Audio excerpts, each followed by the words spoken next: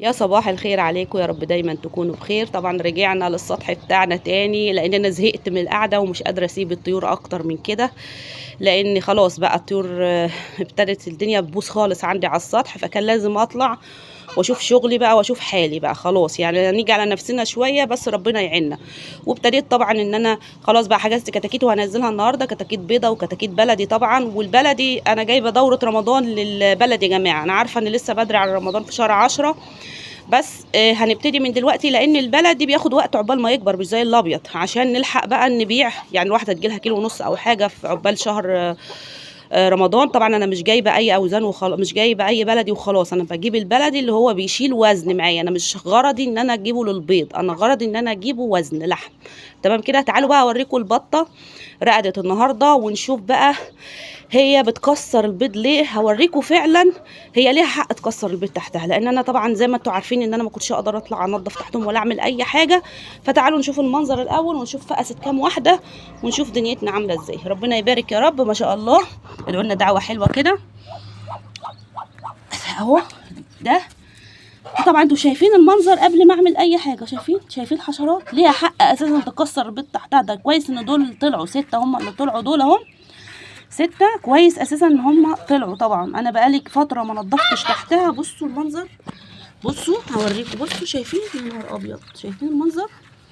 طبعا ده سبب اساسي يا جماعه لان البيض يتكسر تحتها. انا لسه يعني شايفه الحاجات دي من يومين، يعني امبارح او اولت امبارح طبعا، بس ممنوع ان انا انضف عشان عينيا. وبنتي هي اللي بتاكلهم ومسؤوله عنهم في الايام اللي انا كنت عامله فيها العمليه. طبعا هي صغيره يعني ومش عارفه حاجه، فكويس ان هي كانت بتطلع. طبعا في براس وفي فران وهي بتموت من الحاجات دي، بتخاف. فانا عايزه اشوف حل للبراس دي وهقول لكم عليه ان شاء الله.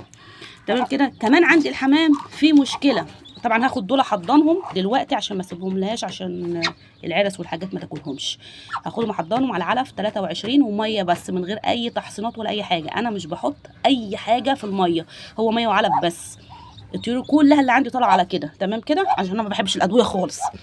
تعالوا بقى اوريكم الحمام ايه اللي حصل معاه. بصوا بصوا، عشان المفروض ان انا بذبح على طول الزغاليل. شايفين المنظر ليه بقى؟ عشان هما عندهم زغلول جديد اهو. طبعا هي ما كانوش مطلعين الا واحد اهو، زغلول جديد. وده ذكر اساسا، فعشان كده الذكر بيضرب فيه وياكل فيه طبعا. تعالوا بقى شوفوا ده كمان. شايفين المنظر؟ الاهالي ضاربينه عشان بيضين، عشان عندهم بيض. فما ينفعش، انا طبعا مش متعوده اسيبهم كده.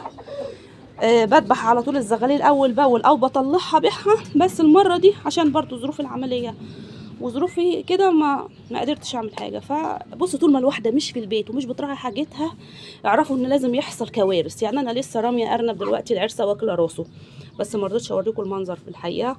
ورميته ارنب صغير. فبصراحه طول ما انا قاعده في المكان كده بعرف اتصرف، بعرف اعمل حاجه، لكن طول ما انا مش في المكان هتصرف ازاي؟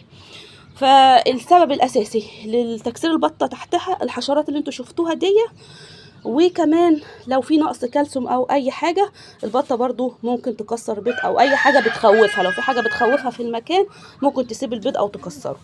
فنخلي بالنا من حكايه الحشرات دي وننظف على طول تحت البط. وان شاء الله انا هنظف وابتدي اشوف مصالحي بقى.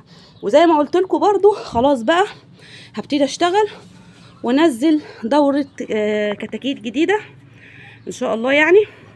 ويدعوا لنا ان ربنا ان هو يبارك في شغلنا يا رب.